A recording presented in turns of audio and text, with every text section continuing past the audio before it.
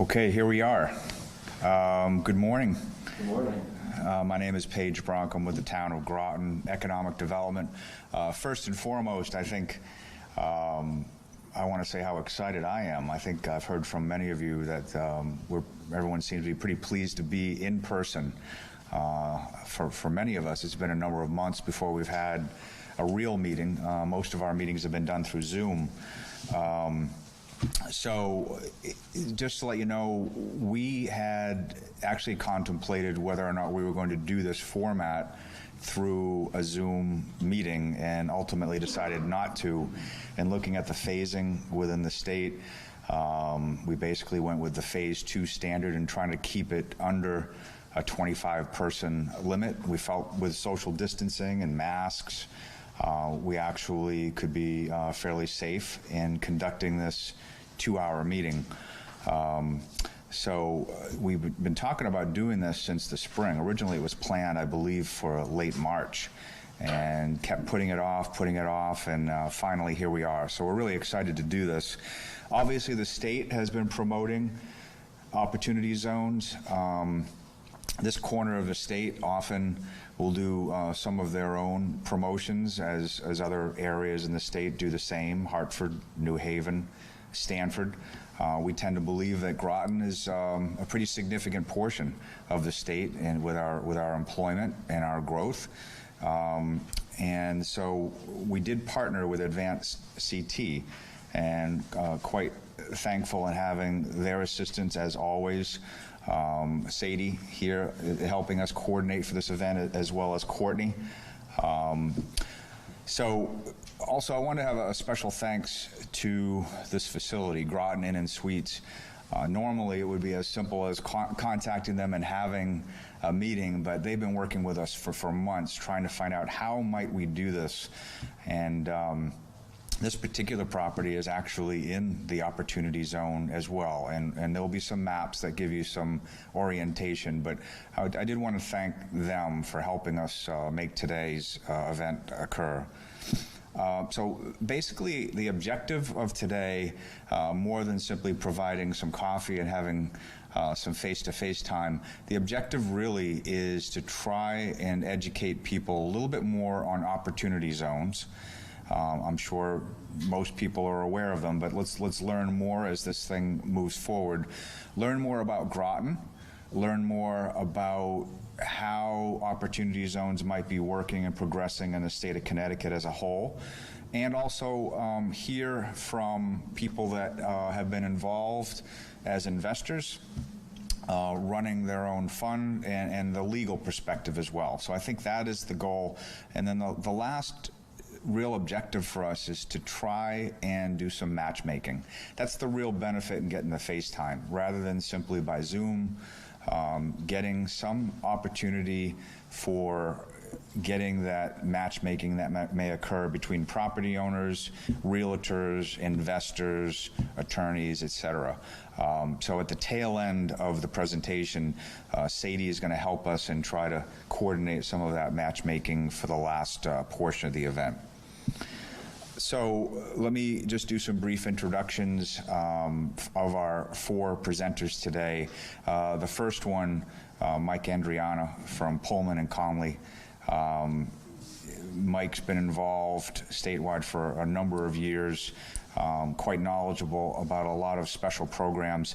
Also was the primary author of the TIF legislation in the state of Connecticut. But often will speak regarding opportunity zones statewide. I am the second presenter. I'll be dealing on behalf of the town with the overview regarding Groton and trying to demonstrate what sort of opportunities but also momentum we have, and then closing on an image of the opportunity zone within town and what might be within that with special situations.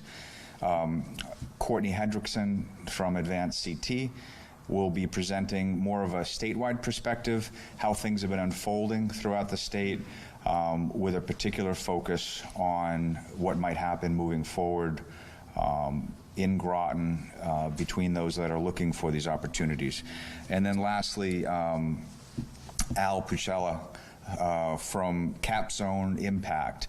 It's important to understand how investors, those who are running these funds, what are they looking for? How does that actually work? It's my understanding Al, although works on a number of different projects and funds, his focus a lot is on military and utility investments.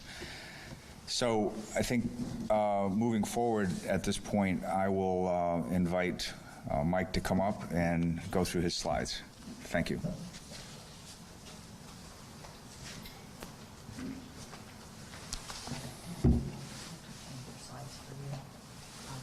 Oh, okay.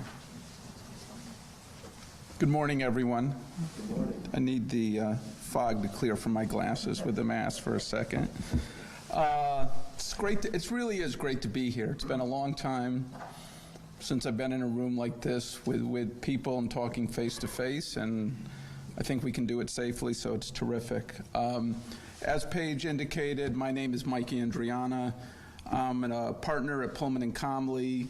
Our primary offices are in Hartford and Bridgeport. I kind of spend time between the two offices. My practice is really kind of what I would call specialized or unique financings. I do tax-exempt bonds. I do TIF bonds, as Paige had mentioned. I work in tax credit area as well as opportunity zones here today. So I've been instructed and reminded to kind of keep this at a high level and not get too lawyerly and dig down into the weeds too much. So we're going to try to keep it at a high level and talk a little bit about kind of things that have happened over the last year primarily. So you can go ahead. I think most of you know kind of what opportunity zones are all about. Came around at the end of 2017. We've had a couple sets of proposed regulations in 18 and 19, and then final regulations that came out at the end of 2019. It is, the whole point of it is to encourage long-term investment in economically distressed communities or census tracts, really, opportunity zones. And right now, the designations, the OZ designations currently expire the end of 2028. There's been a lot of talk, a lot of back and forth about potentially expanding the number of opportunity zones and also talk about expanding the program a little bit. There are opportunity zones in all 50 states. The way it was done originally is that you could get up to 25% of your census tracts that do qualify to be designated opportunity zones. And that was done at the state level. Basically, communities sent in applications to the state, and the state decided those census tracts that submitted applications, which ones, given the cap of 25%, would qualify. You can flip over. Here, so there are 72 opportunity zones in Connecticut, 7 in New London County, I think primarily Groton and New London. I'm not sure if there's any others, but I think generally what Connecticut did, its primary focus, I think, was more urban-oriented and trying to promote development in distressed urban areas. If you look at other parts of the country, particularly if you look out west, it's amazing how many of the opportunity zones are in super rural areas. But here in Connecticut, at least, most of the focus has been on urban areas.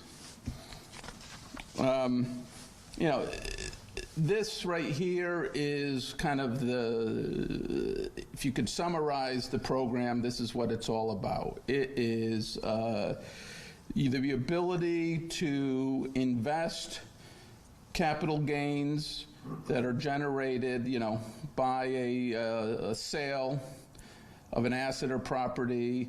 And if you invest this properly through the fund in a zone, you can defer taxes on that gain through the end of 2026.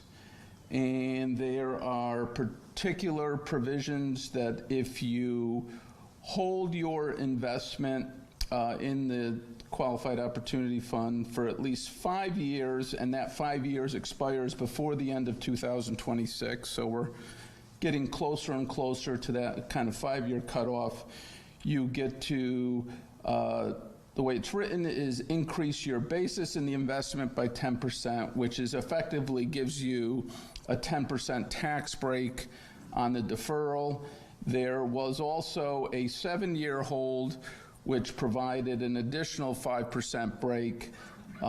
If you haven't made your investment already, that 7 years under the current rules is gone because we don't have 7 years between now and 2026.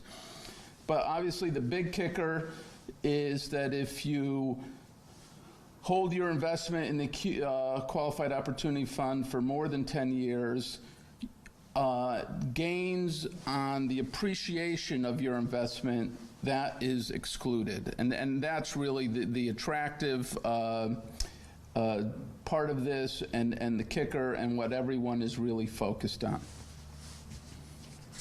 Okay. Given all that, I would say, and let's be fair, my practice is really focused in Connecticut. Activity in Connecticut has been, at least from my view, kind of slow as far as these opportunity zones, and it's taken a while to kind of ramp up. There's a lot of discussion, but given the level of discussion, I don't see the level of expected transactions in Connecticut. Now, as of September 2020, I saw some stats where there's been approximately $10 billion raised by qualified opportunity funds. I mean, it's significantly up over the last year and a half, but it's still, the original estimates when this first came out was that it was going to be, up to $6 trillion would be invested. We have a ways to go to get there. Part of this is, it is complicated. There's a lot of rules. My experience has been, and the rules are very fact specific. It's hard to talk kind of hypothetically. It's a lot of times when I talk to developers or investors, it's, well, tell me exactly what you're looking at and what you're trying to do, and let's see if we can fit that in to the zone rules. Pre-COVID, the stock market was going gangbusters, and people were pretty happy with their returns in the stock market, weren't looking to sell a lot of holdings, which could generate capital gains to be invested. So that was working against this program. Since COVID, stock market hasn't been as great, and I think there's been a trend towards people looking to sell assets, sell holdings for some liquidity, which has probably generated some capital gains, so that we potentially could see some more activity because of COVID-19. Also, the IRS came out with a notice, which we'll touch on a little later, that provided some breaks or, that were COVID specific, that gave you some additional time for investments and construction and things like that. Okay, so a lot of this was, now we're into 2020, it has to be a post-2017 capital gain resulting from a sale to an unrelated person. We're well past 2017, so this is less of an issue now. The unrelated person, they have the kind of this 20% related person test. What they don't want is having a sale like a family business and just sending it down the next generation. That typically would not qualify. Good thing about this program, unlike a lot of programs that the federal government provides, there's no limits on the amount of capital gains that can be invested in Qualified Opportunity Fund. You can invest as much as you want. There's no cap on anything. There is a 180-day investment window for the capital gains, and we'll touch on this notice 220-39. That's kind of the COVID-related notice, which gives a little break on that. Effectively, so let me touch on a few things on the 180-day investment window. That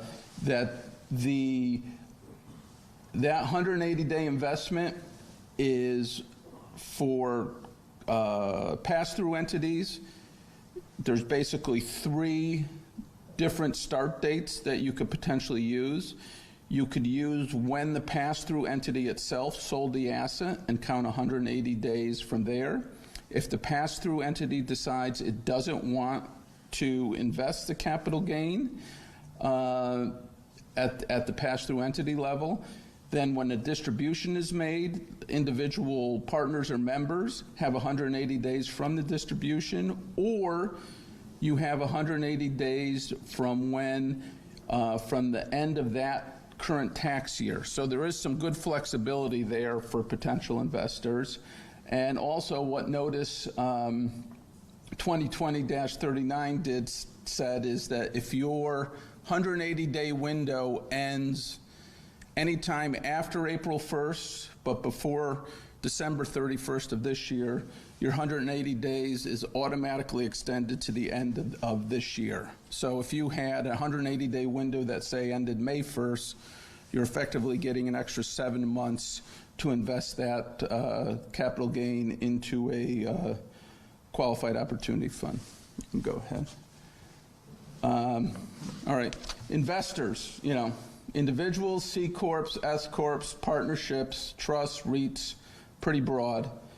I just touched on this about pass-through entities. You can defer the gain at the entity level or at the owner level. I think this is an important point. I think people understand this now. Early on, this was important, that you have to hold an equity interest in the Qualified Opportunity Fund. You cannot loan money into the fund. That doesn't qualify. It has to be an equity interest. And there is some ability to sell your Qualified Opportunity Fund interest as an investor and reinvest that in another fund, and your hold periods will continue. All right, this is a very simple example. This is kind of ignoring the rule, the COVID exceptions, but if you generated $1 million on January 1st, you invested on April 1, that's within your 180 days. Come December 2026, you have continued to hold your investment. You get the 10% break, so you're paying taxes on $900,000 rather than the $1 million of original gain you had.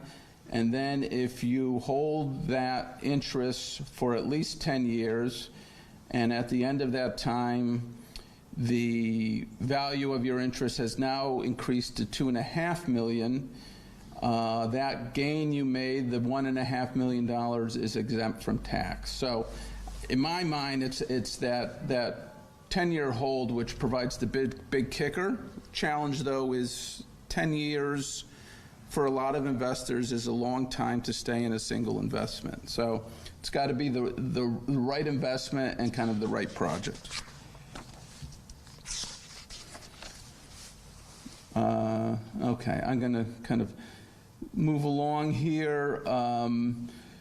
So a QOF is the Qualified Opportunity Fund. That's what you make your equity investment into. Typically a corporation, partnership, could be a multi-member LLC. Those are all good qualified opportunity funds.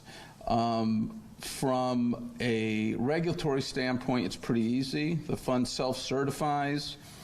The big test is that the fund, at least 90% of the assets of the fund must be what's considered qualified opportunity zone property, which really boils down to holding assets, that are kind of located within an opportunity zone.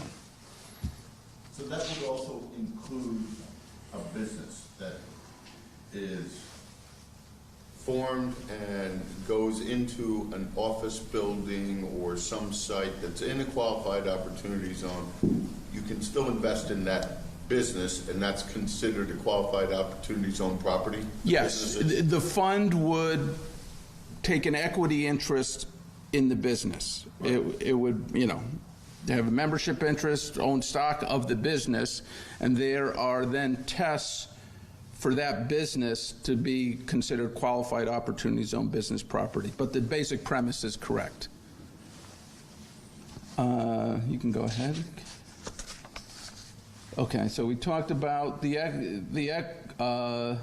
here's about the qualified opportunity zone property. And this is just what we were touching on. Equity investment, direct, investments or purchases in property within the opportunity zone, but also stock in a corporation, again, not a not-for-profit corporation, or partnership interests in a partnership or limited liability company. And as long as your investments in those corporations or partnerships or LLCs are considered qualified opportunity zone businesses, you're good to go. Okay, then you get into, and again, this is where we can really start getting into a lot of detail, but generally a qualified opportunity zone business is an active trade or business. For example, in the regulations, there is some guidance in a very slightly but effectively like property which are subject to triple net leases are not considered an active trade or business. But a qualified opportunity zone business, substantially all, 70% is what the regs told us, are assets that qualify as QOZ business property. 50% of the gross income is derived from the active conduct of the trade or business in the opportunity zone. 40% of it, the intangible property, is used in the active conduct of the trade or business in the opportunity zone. They have this restriction on the amount of non-qualified financial property that the business can hold, which is cash equivalents, short-term debt, but there's some working capital exceptions to that. And then you get the classic, IRS list of sin businesses. How they ever came up with this list, I'm not quite sure. I'm always amazed that like a suntan facility is in there. I don't know. Someone must have something against suntan facilities. Go ahead. Okay, here's the property, qualified opportunity zone business property. Again, after December 31, 2017. So this is important because if you're an investor or developer and you've held property in a qualified opportunity zone for a long, long time, you need to. You can do leases now, but that property needs to be sold or leased in a way that qualifies after 2017, which I always found kind of difficult. So if you kind of put your money in there and were willing to hold it till things turned around, it's not made super easy for you as that holder to get involved in it. There are ways to do it, but it's not as easy as I would have liked. They have an original use or substantial improvement requirement where either the first use is with the business. The regs came out with some helpful guidance on what's considered vacant property, and if it's considered vacant property, then the use by the qualified opportunity zone business would be considered original use. The substantial improvement requirement effectively is you need to double the basis of the property for it to be considered substantially improved. You have a 30-month time frame for that substantial improvement. Again, there was some relief provided from the COVID notice. I apologize. The second one there, an asset-by-asset test, that had changed with the final regulations. There are some ability to combine assets, combine contiguous properties to count that test. I think the biggest thing here is that you got to be careful about land. Land doesn't count. So let's say you bought a piece of property with a building on it, and it doesn't meet the original use, wasn't vacant. To meet the substantial improvement test, it's only on the value of the building. You don't have to worry about the value of the land, but you also got to be careful if you're doing particularly like land improvements, site improvements, or some demo work. That doesn't count towards your substantial improvement requirement to double the basis of the property. Like, for example, site improvements, you're improving the land, you're not improving the building, you're not increasing the value of the building. Yep. So a question, if you're developing real estate, how is this related, because it sounds a little bit, and you'll correct me, I'm sure, like when you use low-income housing tax credits, right? So you have low-income tax credits, they come into your deal, they control 99.9, or they own 99.9% of it until the sort of the tax credits expire and so forth. Right. And that's a whole big mishegas. But my point is that you said earlier that the investment comes in, it has to have an equity position. Yeah. So is it structured the same way where the fund, so say you're a developer, right? And you put in 10% of your own equity and you bring in 90% of this fund. So are they going to control, you know, on paper, does the developer who puts 10% in, do they qualify for that, for those benefits, or is it just the equity fund that's coming in? The developer could, if you structure it, but remember, all the equity investment in order to qualify this has to come through a qualified opportunity fund. Understood. So the developer could set up a qualified opportunity fund for its investment, and if it worked, you could do it that way. Okay.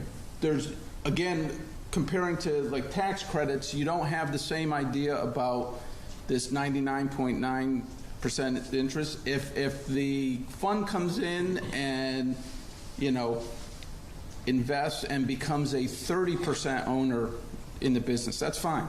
That's fine. That's fine. That's fine. I'm running up against my deadline, I know. Okay, and then I touched before that there is a working capital safe harbor, which is very helpful for like startup businesses. So basically you have, so if you have investments come in and that sits in as cash, that's okay as long as you spend that money within 31 months. This is the general rule. The work is done pursuant to a written plan, and the project will then be considered engaged in an active trade or business during that period. So that's nice, especially with startups where you might have other types of costs which you need to incur early on. Go ahead. Okay, I'm getting close. So these are some of these. I'm not going to really touch on a lot of this. So the final regulations, which came out in the end of December, and if you're interested, I'd be happy to send them to you. They're only 544 pages, so it's an easy read. But it was helpful. It was helpful because I'll just give you a little history kind of from the legal analysis. The general rule came out in 17. It basically was very bare bones. It happened very quick. There was not a lot of help in there.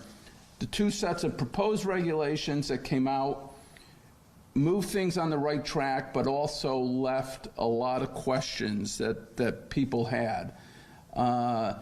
There were, I think, over 300 comments to the proposed regulations. So when they came out with these final regulations, I feel like they did a good job in dealing with a lot of the questions and a lot of the unknowns that practitioners had in this area. So it's helpful. I just don't have the time to go through these. And then the last slide. This is this COVID relief, IRS Notice 2020-39. It's much shorter. I think it's 10 pages, so that's good. So as I said, your 180-day investment window as an investor extends to the end of this year as long as your 180 days was originally scheduled to expire after April 1. They give a break during 2020 for qualified opportunity funds. Remember, there was that 90% test where the fund had to own 90% of its assets had to be at least 90% of the qualified opportunity zone business property. Basically, and typical rules, if you don't meet that test, you have to pay a penalty. Basically, what they said is that they're not going to impose the penalty if you fail the test in 2020. The 30-month substantial improvement period, you basically got from April 1 to December 31, 9 months of tolling. Basically, that time doesn't count. So if on April 1 you were 12 months into your 30-month period, you don't count the next 9 months, and then starting January 1, you still got another 18 months. The working capital safe harbor test, they extended it by 24 months, which is great. And then we didn't talk about this, but if the QOF sells business property, it basically has 12 months to reinvest the proceeds of that into other property to make sure it meets all the tests, and that's been extended as well. So I think, all right, and that's who I am. Thank you very much. Hopefully there'll be time at the end to answer questions. If you're interested in this deck, say we'll send it out. Okay, okay, and thank you.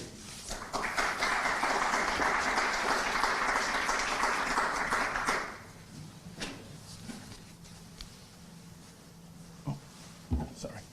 Yeah, I don't want your mask. All right, now for more details. No, I'm just kidding. So I'm gonna move through my PowerPoint pretty quickly, and I do want to emphasize we will make all of these PowerPoints available afterwards. Also, this is being filmed by Groton Municipal TV, so it can be watched, I believe, through YouTube. It will be on our website. And also, I didn't mention earlier all those who were involved. Sam Eisenbeiser from the town, definitely quite helpful in putting this together as well. In terms of Q&A, I think we want to try to move this along the best we can. The purpose, as I said before, with some of the matchmaking afterwards would be to have more detailed conversations. So maybe if we have detailed questions, we can try to hold them till then, just so we can try to stay on target.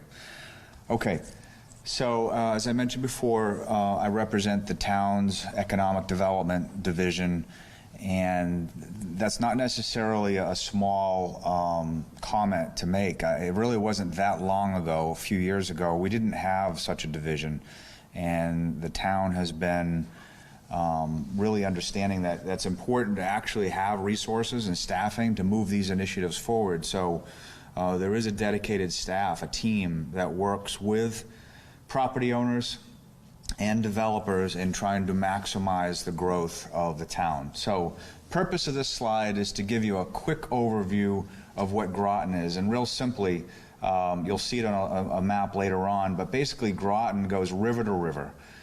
New London is on the left-hand side of the screen, and basically Mystic is on the right-hand side of the screen. To the south on the bottom, basically you have the Sound. And we like to think of Groton in terms of nodes and neighborhoods. So we are not this quintessential New England community that has this village green and everything radiates out from there. That's not the case. We actually have these growth areas. So to the left, basically along the Thames and Groton City, we have Electric Boat, we have Pfizer. To the top left, you have the sub-base. To the middle, we have what's called downtown Groton. Of course, as you can see, 95 splits Groton from left to right. Also on the right-hand side, you have Mystic. Mystic is not a municipality. Mystic is a village that's actually split between Groton and the town of Stonington.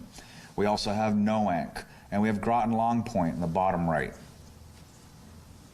In terms of some quick demographics, not looking to overwhelm you with this, but basically we're a magnet of activity and workforce. So we look at our own demographics, but we also look at drive time, 20-minute drive time, although a lot of our workers actually drive as far away as an hour to get to Electric Boat and Pfizer.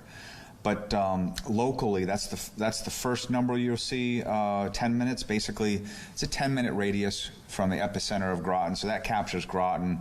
You'll see the population, roughly 39,000, but 20-minute drive, significantly more. Average income, about 84,000 in Groton, slightly higher within 20-minute drive. Daytime population, obviously, as I mentioned, we're a workforce generator.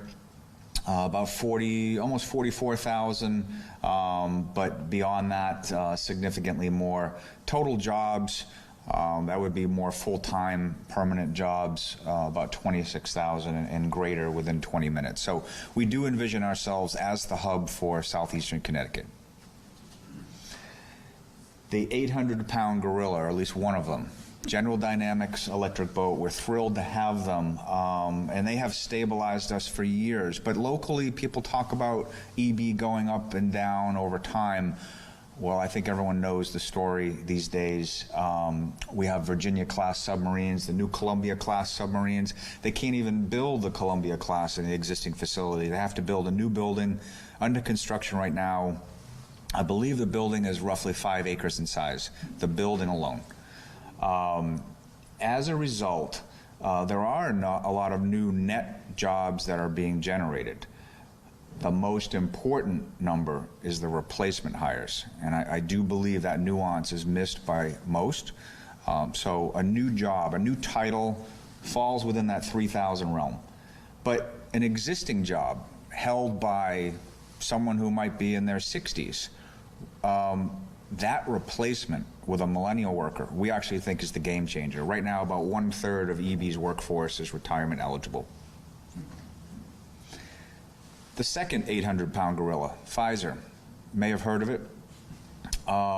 It's on a 180-acre site, fairly significant, state-of-the-art lab space. It is the largest R&D facility that Pfizer has. So everyone has heard about all of the other facilities and how important Cambridge, Massachusetts is. This is the largest one. It has actually the highest job retention, which is over 5 years for an employee. Cannot be said. Cambridge, it's usually less than a year. About 5,400 employees. Every single drug that undergoes testing goes through our Groton facility. At the bottom, you can see the history of drug discovery, Zoloft, Zithromask, and I'm not going to pronounce it. I'll let you read it. Next, please. Marketing. We focus, unlike what we did years ago, we actually are fairly proactive in marketing Groton. We have our own cut sheets that we develop in-house. Sam and I go to a number of retail conferences when we were allowed to do so, mainly ICSC. I mean, typically in December, we'd be in Manhattan for several days actually explaining to the world where Groton is, why it's important, and why you want to be here. We've done our own logo, which we developed through a contest. Then we also have our own website, Explore More Groton. I would encourage you to go there. It actually is a separate dedicated website from the municipal site. We use Facebook and LinkedIn and other social media. Already mentioned who I am, Sam Eisenbeiser, who's here. We also have other staff in the office that help us in actually helping us promote and market the town. Transportation. If you ask people in Groton, how's transportation? They'd say, it's okay, the transit's just fair. We actually believe for our community, we have an exceptional transportation system. As I mentioned before, we have I-95, we have the State Pier over in New London, train station in New London, Amtrak, also the water taxi that serves both Groton and New London. We are actually finalizing the Nautilus Pier, at something the town and the Navy's partnering on, so we're going to extend the water taxi all the way up to the Navy base. We have the airport, which handles about 40,000 flights a year, not commercial, general aviation.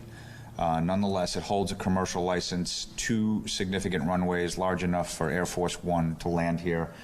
We also have another train station over in Mystic, an Amtrak stop there as well. So we actually believe air, water, road, we have significant transportation assets. Definitely, I'm not going to go into these details. More than happy to explain these. The purpose of this slide is to show momentum that we have in Groton. In all honesty, it's been kind of flat for a number of years, but it's really started to pick up. Some of the key redevelopment projects that we have, many of them are former school properties. Groton Heights, that will be the home of a blue tech company. It'll be R&D, Thayer Mahan, for those who are familiar. Mystic River Bluffs, large mixed-use development that's on 80 acres formerly. Well, it's still owned by the state, but it's being transferred to Respir Homes for a $250 million project. Triton Square, former Sealy School property, that'll go multifamily, about 300 units. The Colonel Ledyard School, small school, but about a half a mile from EB, that'll be multifamily. We actually have a public unveiling of that project tonight under a tent outdoors. And Pleasant Valley School, that RFP's on the street right now, due next week. We anticipate there'll be some multifamily interest on that. Housing demand, similar to what I mentioned about EB earlier, we expect 3 different sources. We have the new electric boat jobs, again, the new net jobs, new job title, focused on blue tech. It's not just submarines. As I said, we have Thayer Mahan, you have wind energy, you have other blue tech companies. Then we have commuters that are traveling a significant distance that might not necessarily have been afforded an opportunity to live in some contemporary housing. So we actually think when that housing comes online, they might actually make the jump, since they're coming here every day to work. Maybe they want to live here. And then lastly, the replacement workers, which we actually think is a large segment of our population. There's our opportunity zone. It is basically across the street from the Navy base. It's bounded by Route 12, Route 184, otherwise known as Gold Star Highway. I don't think this is working. Gold Star Highway, it splits somewhat the lower third of the opportunity zone, and then you can see I-95. So it's a fairly significant area, and it's in a key location for us within the town. And here are some of the key parcels. I went to an opportunity zone seminar that was held in New Haven by the state, and the state is, obviously they're really hot on opportunity zones, but they typically will say, what are the projects? Case in point, Project X, or here's the name of the project and it's ready to launch. Groton isn't necessarily set up that way. We have a number of real estate offerings. They're not projects per se, but they're real estate offerings within our opportunity zone that need to be planned and I think promoted and developed into projects. So I'm definitely not going to touch on all of these, but we're more than happy to share information regarding any of these properties afterwards or even after this morning. Thank you very much. So Courtney is up next, followed by Al.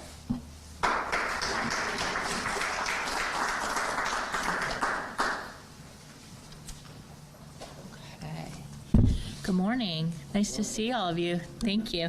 I hang out with Mike because he answers all the tough questions. So he and I have done this probably 6 or 7 times over the years since the Opportunity Zones have come out, and I know all the technical questions go right to him, so that's why I hang out with him. And Paige, so much is going on in town. It's just awesome to see, so we love supporting towns that really have their eye on the ball. So our role in the Opportunity Zone landscape is to support towns and cities that have the zones to be sure that they are marketing those opportunities to would-be investors and developers. So that's exactly why we're here today.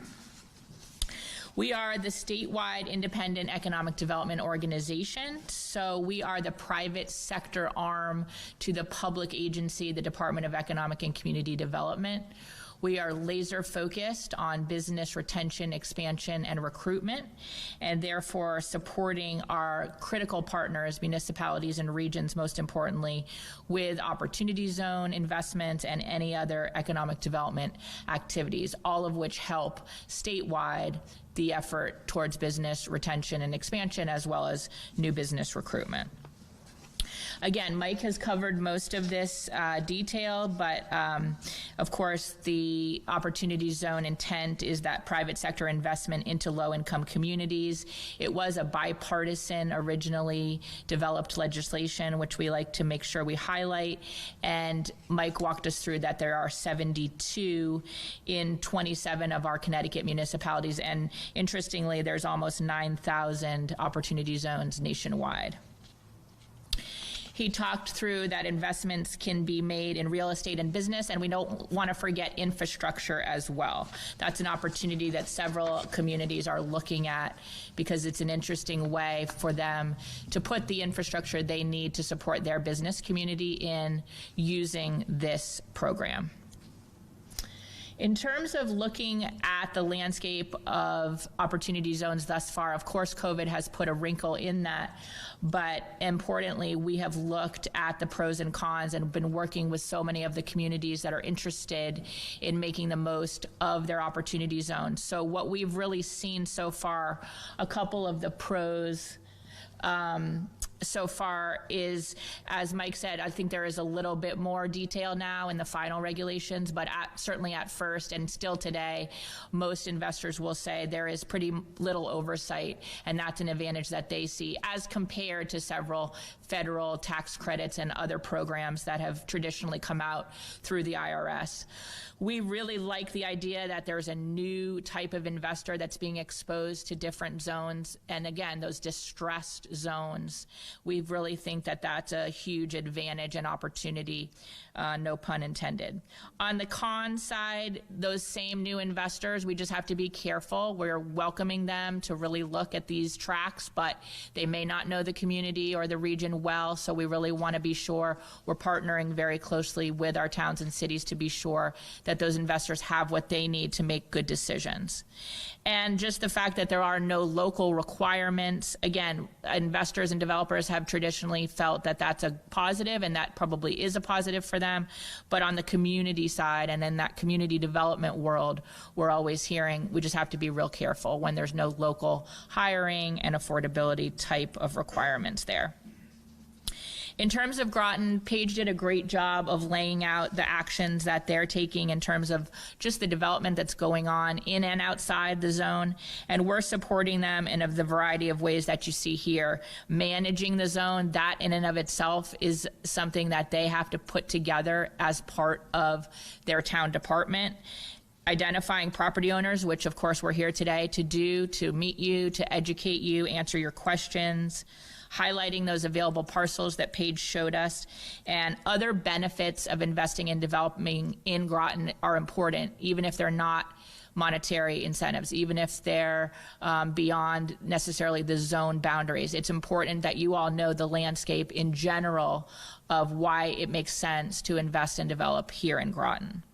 And then ensuring that you all are balancing the character of your community, which is very important, balancing that residential, that commercial, that critical piece of businesses that he showed, Pfizer and EB, but all of the other small businesses.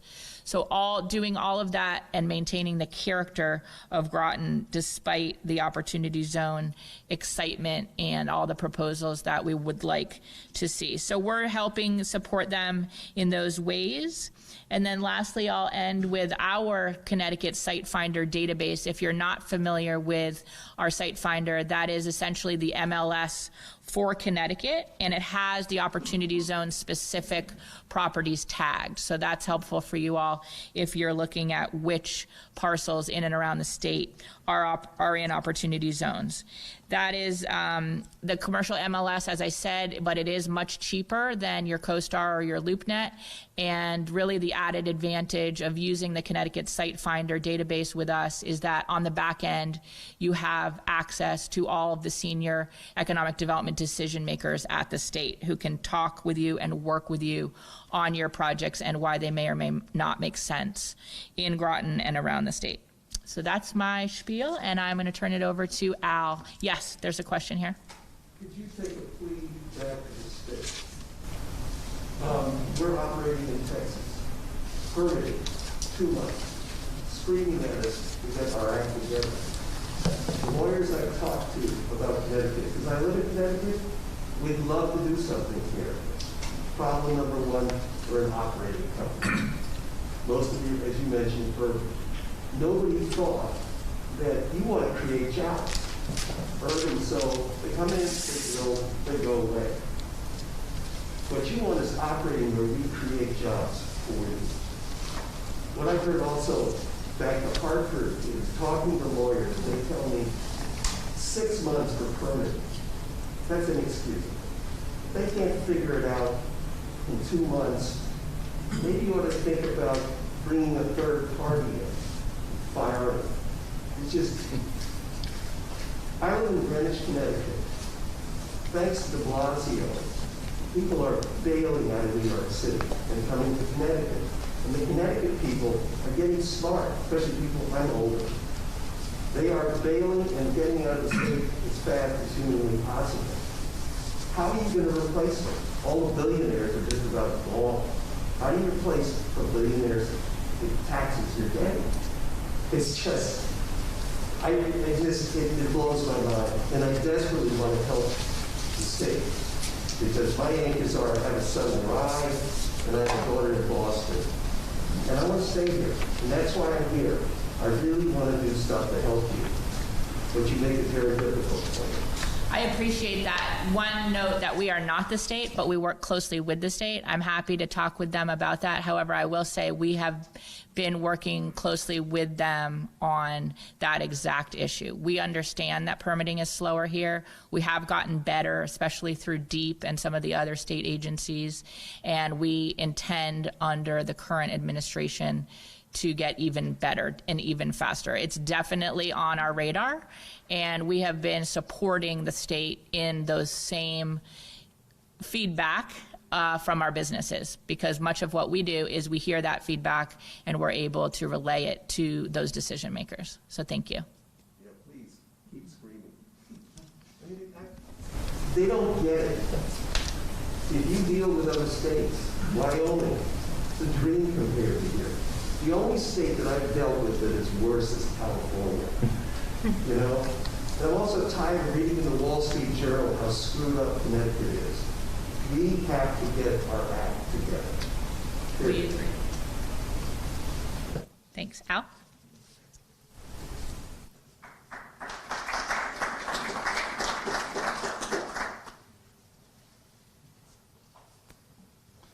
Good morning. Thank you to the town of Groton. This is a great opportunity to come together. I have to say, it took me just a moment to remember how to tie a tie this morning.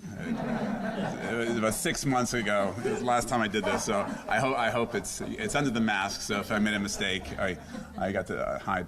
I also want to say I'm joined here by a few of my colleagues from Capstone. Jonathan Hubert runs our analytics business. Gene Wong runs our healthcare business, and Michael Millard is one of our financial advisors. So we're outnumbering the locals, I think, with folks from Fairfield County. Maybe going to the first slide. So this is just a kind of a segue from what Mike did and Courtney and the speakers before me. The rules are very complex, but the policy is very simple. The policy for the zones are almost unprecedented in American history for equity.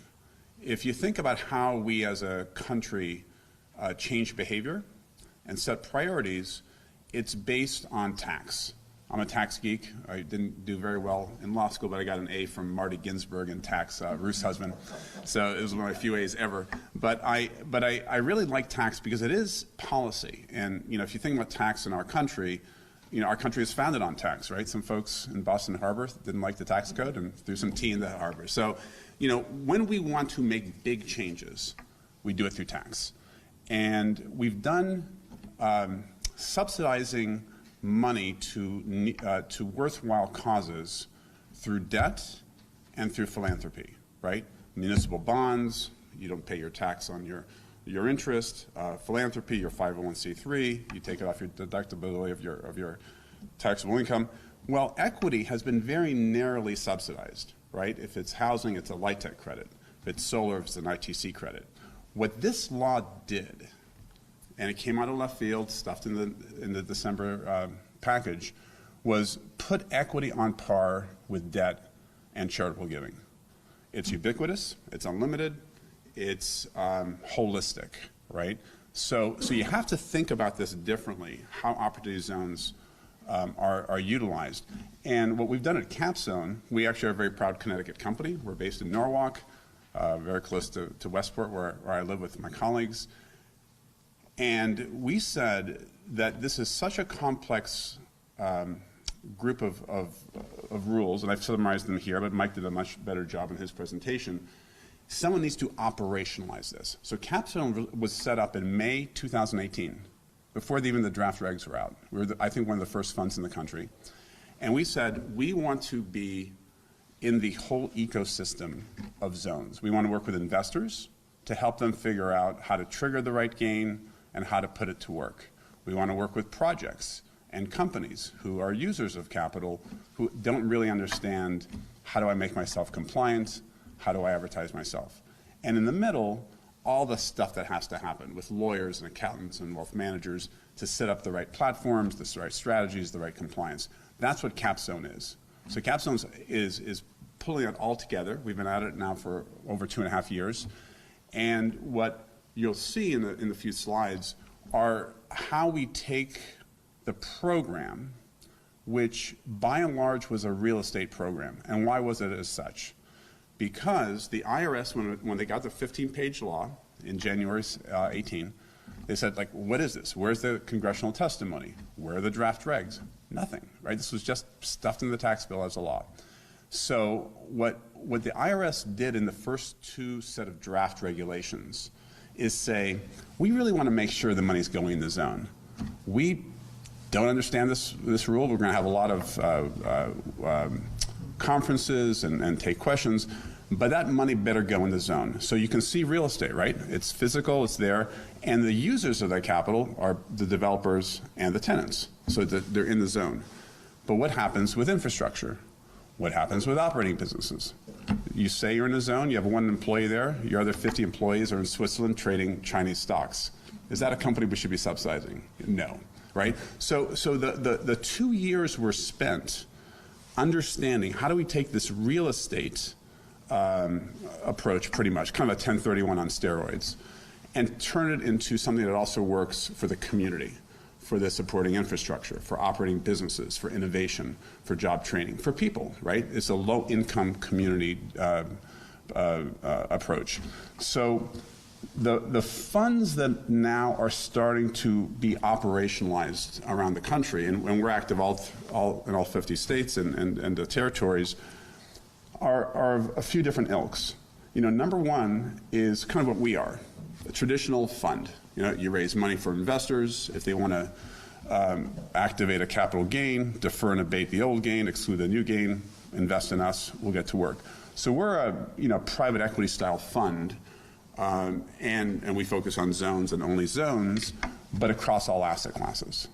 And if you're a fund manager, that's kind of the frame you bring, right? If you're Blackstone or Carlyle, although many of the major managers are not doing zone funds because it's different and it's pretty complicated, that's kind of one flavor. But the flavor in the middle is the local fund, and that's why we're here. Because a fund says, look, I want to help this community, this city, this rural community, this military base anchored community, this university, this whatever it is. And I think that's the interesting part of using equity to say, I can do the real estate investment alongside the supporting infrastructure and also have a job creating a set of businesses also, all together, all getting the same tax break under the same umbrella. And that's existential, that's different. We as a country have never had that before, and that's why this is so important. And then lastly is really what we've seen to date mostly in the market, kind of single investor funds. I have my own gain, I know what I want to do with it, I'm going to set up my own vehicle, and maybe I'll bring in a few folks into my club. That's where the market's been, because it's been 2 years of draft regs. When the final regs came out in December last year, COVID hit in the first quarter. So until really now, you're not getting major eyes on this program. It just happened in the last couple months nationally. Corporations, insurance companies, family offices, and people who don't have to pay their tax really don't want to. So to the extent you're getting a lot of attention now, it's a good time to be presenting Groton. So maybe the next slide. Just quickly, state of the market, Mike and others alluded to it. Lots of hopes when they first came out. The IRS in the final regs talked about tens of thousands of investors and companies. I actually think that's going to undershoot it. I think it's going to be massively successful in the next 6 years. The accounting firm Novogradac, one of the specialty firms, has identified the 10 or 12 billion we talked about. The White House said it's 75 billion. Remember, you don't have to disclose. You can put your own $1 billion in your own fund and not tell anyone. So who knows what the real number is, but it's billions, not millions. Two important things happen for banks, and that's something that, again, only happened in the last, I think, 4 or 5 months. Banks now are allowed to apply for CRA credit, Community Reinvestment Act credit, which, as everyone knows, it's a big deal for banks. They based on redlining in the old days, the law was passed, I think, 50 years ago to say you have to reinvest in your communities if you're a bank. If you're taking deposits from that community, put something back. So CRA is a big deal. And the Fed, FDIC, the OCC of Treasury, all said now, if you do a zone loan, this is not even the equity side. This is how this program keeps on giving. It's not bringing debt to the table because banks now get CRA credit. So all your lenders you should be talking to saying, did you know that? Because now, part of the cap stack is going to be the leverage portion, and you're going to be able to take credit. And even more so, the last point, it was just done 2 months ago.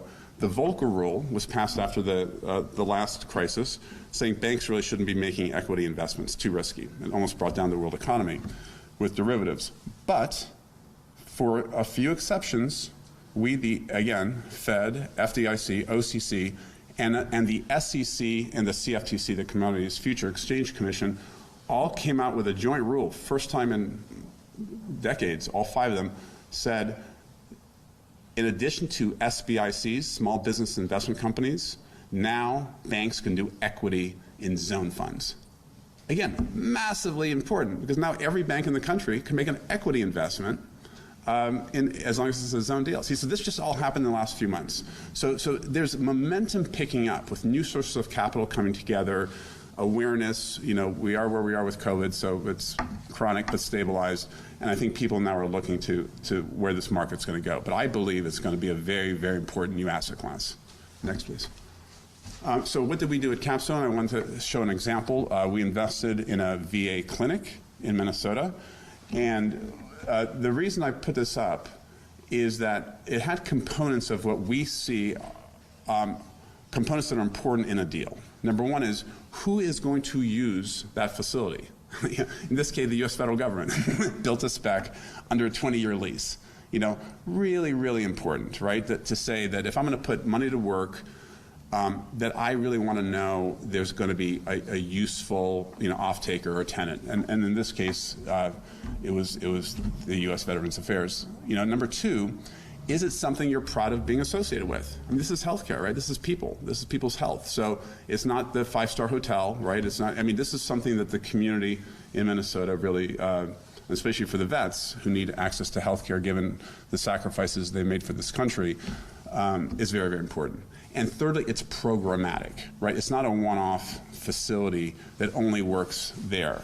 This can work hundreds, if not thousands of times. So if you're going to have this window to invest in zones, and you're going to use all your time doing one deal, that may not be as good as doing something that can be repeated over and over again. So I just want to point that out. And we had a very good partner, 18 Squared, which is a real estate investment firm we work with. We partner very well. We play nicely in the sandbox. If you want to be everywhere, doing everything all the time with everyone, you need partners. So we picked a partner, and we're very happy to partner with folks here in Groton. Next, please. So let's start segueing into infrastructure. So again, the final rules in December 19 clarified a lot. It was not clear that unless you did real estate with those tenants in that zone, that you could get the tax break. What if all your customers are in China buying your widget? Does that count? Who knows? So the December 19 regs changed everything. They clarified. Not only clarified, they offered many safe harbors and examples of what it takes to comply. Because people, you know, are going to put money to work. They're going to spend 10 years in that investment. They're going to go to the IRS in 10 years and say, look, I put $1 in, I hit a triple, I have a $2 gain, I'm not paying you tax. Oh, I missed that box 5 years ago, or I did something wrong. The IRS is going to say, don't pay your tax. No, they're going to say, pay your tax and pay a penalty, right? So you have to be right. So when big money's moving, the law needs to be clarified. So that only happened 10 months ago, and then COVID hit. So again, what we see now are these new asset classes like solar in the renewables, data centers, and water. We see really the three, we call them critical infrastructure, digital, water, and renewable power as supporting a kind of an anchor institution. Could be a corporate campus, could be a military base, could be a university, could be a city. So we are very focused at Capstone on solar. We think it's a great sector anyway.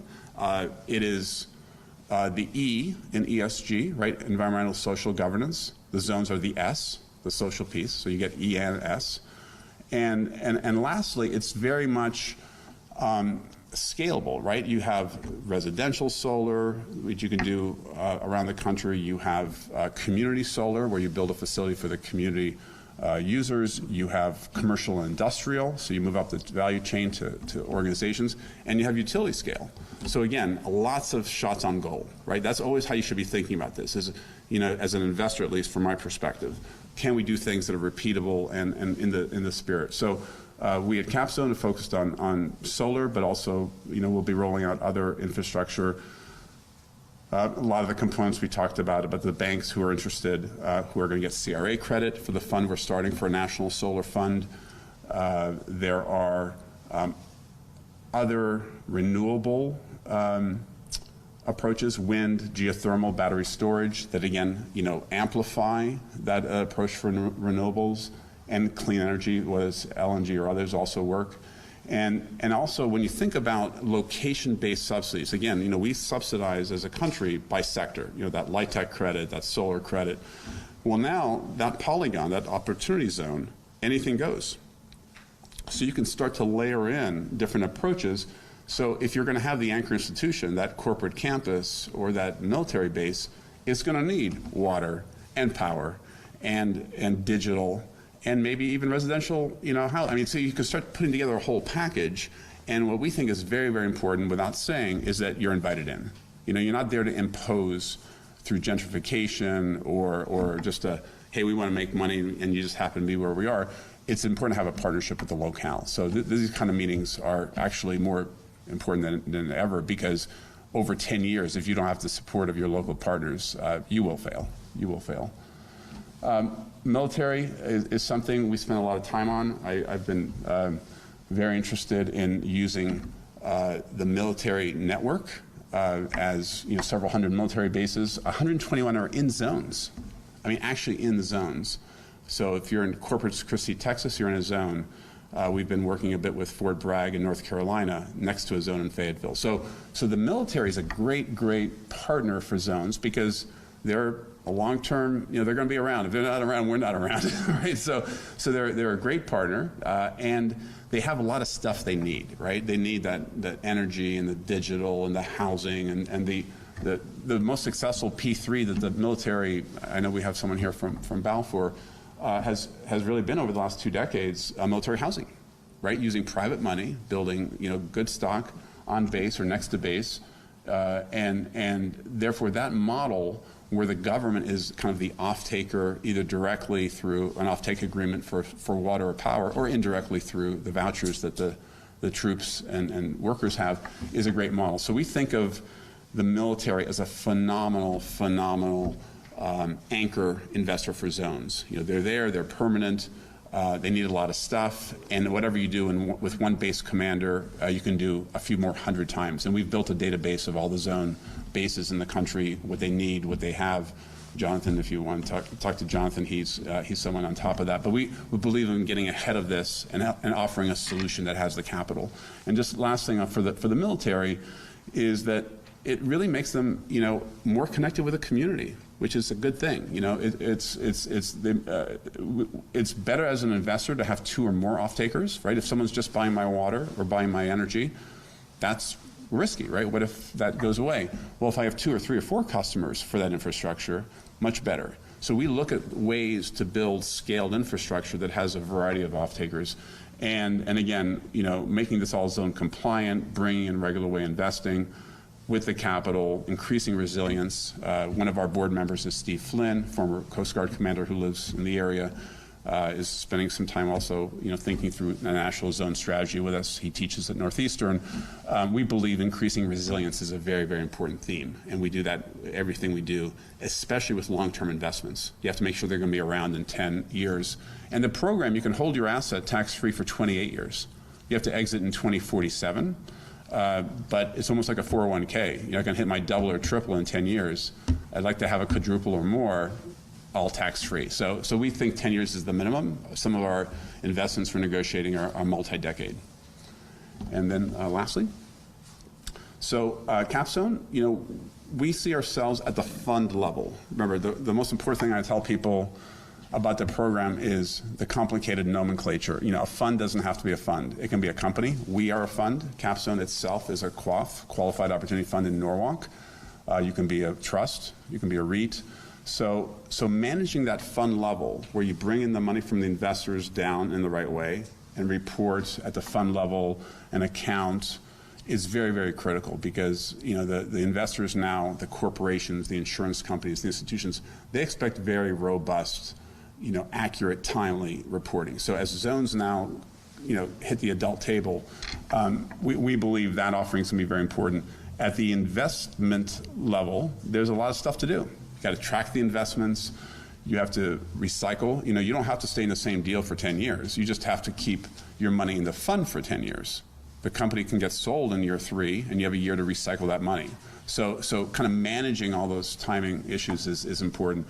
And then lastly, at the business itself, there's a lot of tracking. Did you hit your 30 months? Did you get the extension? So we manage that whole black box.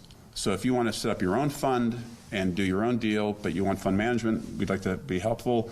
If you have a corporate gain, if you have a traditional fund, but this is going to be really democratizing access to capital, because any American today with a $25 LLC can be a fund manager. I mean, literally, it can be a 401k model, and I think it's going to be a retail model soon. Just because, again, this is able to be used across asset classes anywhere in the country with any type of investor. So we think this is very important, and we're here to be helpful. So thank you.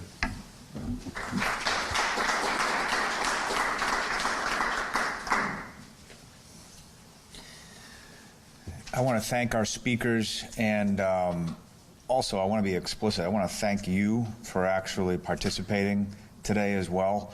I think everyone realizes the value in coming together and learning about this, but we're not done yet. As I mentioned, Sadie is going to help us do a little bit of some matchmaking. I think she has some suggestions, but I have a feeling that we're probably going to lose some people over the next few minutes as we get closer to 10 o'clock. So I just wanted to make sure that I thanked everyone for coming today. You have everyone's contact information. If you have any questions that are not answered today, feel free to reach out to any of us. We'll also make the PowerPoints available as well.